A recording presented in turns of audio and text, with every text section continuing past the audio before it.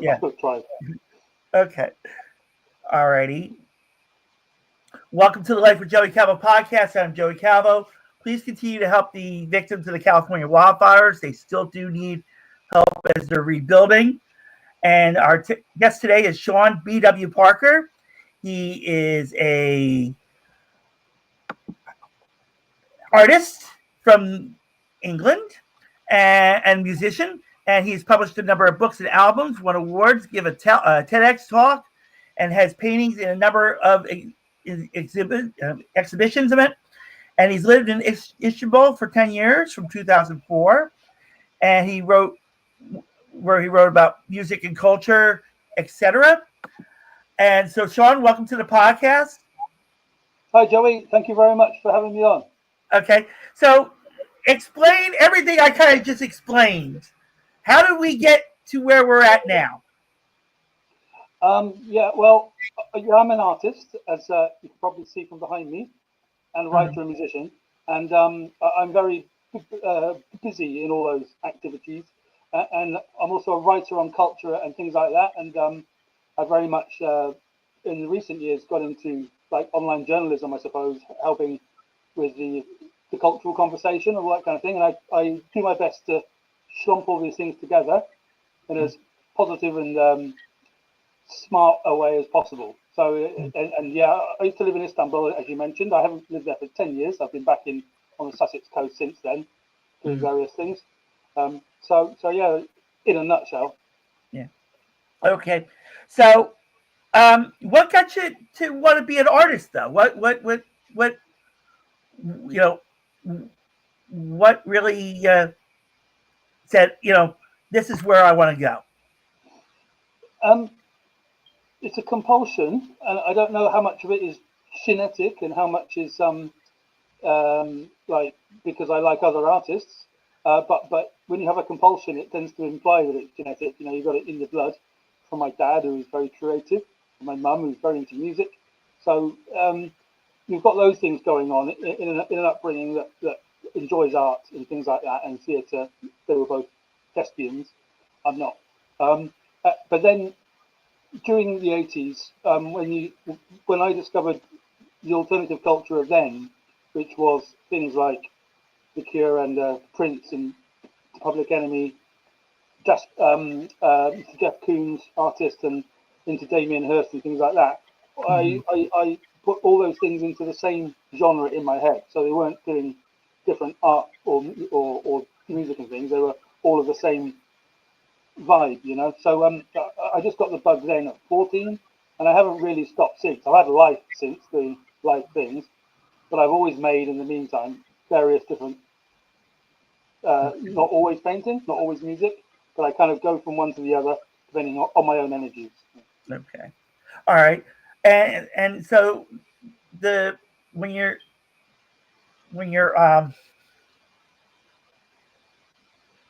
in the musician, what type of music do you perform when do you do like how did they go back, alternative music like the Clash and the Clash, the Fix, NXS, the Fist. What? The Fist. Did you say the Fist? Yeah, the Fix. FIXX. The Fix. Oh, right. That's not on my radar. I'll have a listen to those later on. Not the Fist. Yeah. No, I love the Clash. The Clash are a classic British band. Fantastic stuff. REM, Fugazi was my first gig in Bristol in 1990 or so. Love them. If anything, alternative has a lot of intensity and integrity, I suppose. I'm attracted to it, Which is why it's difficult for me in the music industry of today, where it's everything's processed. Oh, okay. All right. And so and you given TEDx talk, and you mentioned about being an artist, and you also wrote on media, cancel culture, justice reform, etc. Can you explain a little bit more about how what you got out of writing all those pieces? Yeah, it's not really pieces. So I do pieces for Empowering the Innocent, which is it's an organisation that's run out of University of Bristol with Dr. Michael Norton. I'm a co-curator there of Innocence Art, which does false allegations watch and things like this. So I'm very up with miscarriages of justice in the British culture, Lucy Letby and things like this. All these things that are hot in the news, I tend to cover them as a part of my expression, but in a journalistic way, so it's accurate. Okay.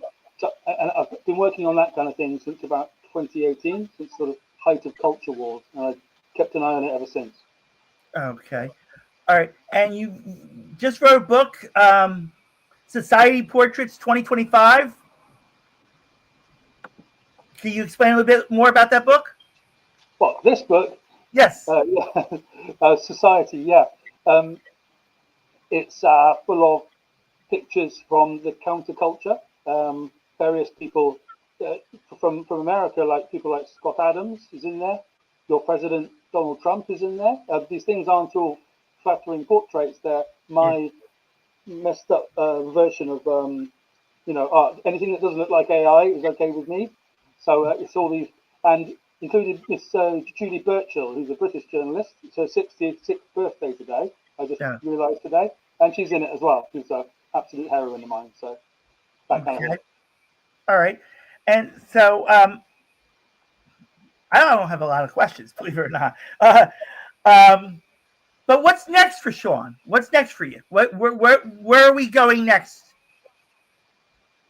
Well, it's boiling hot right now in Britain. We're in the middle of a heat wave. And I've had that FOMO, fear of missing out at the beach, because I live on the beach. Okay. So I haven't been down there. And I feel guilty about it because we're supposed to use it in Britain. But I've been sitting in here working. Yeah. But when it comes to what's next, I hopefully next year I'll be publishing a book about the criminal justice system called Magnolia Graffiti. Okay. Part of a plan for sort of book 11. So like a novel. So that's interesting. And I'll probably do an album in the meantime as well, because I've got a thing for, since COVID, I've really got my creative act together and I've been pumping it out. So hopefully there'll be another album before then too. Okay. Well, yesterday, I don't know if you heard here in in the United States that they the verdict on Sean Diddy Combs with his sex trafficking and the racketeering and stuff, and he was only found guilty of the transportation part of it. How do you feel? How do you feel like? Do you feel that Diddy will get his career back after this time is done?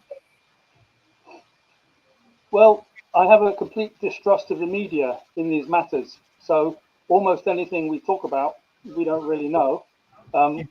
What it appears to have happened is that, and because I'm only getting it from England, and we have a third source here, the version of events, it looks like Swingers gone wrong, and Swingers getting their own back on being dumped by Diddy back in the day. But one doesn't want to minimize these things, and we've got no idea, but we don't have a jurisdiction either.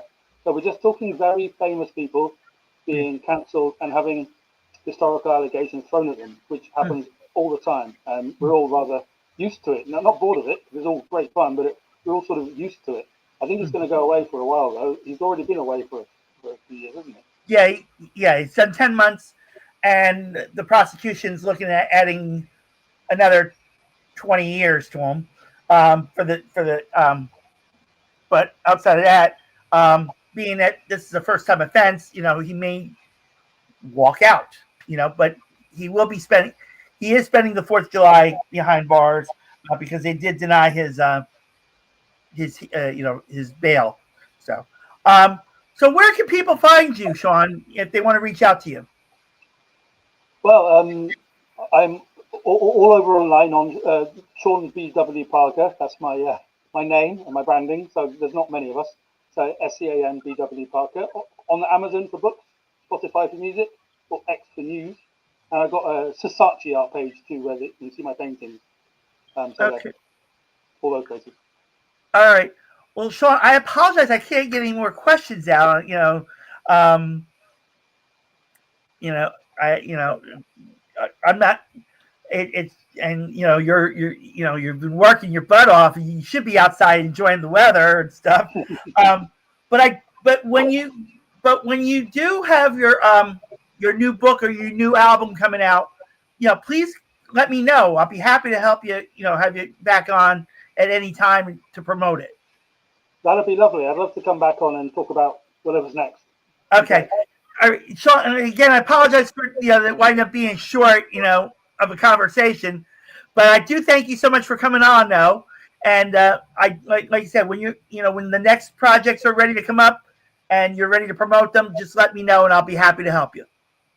My pleasure. Love to, Joe. Right. Thank you.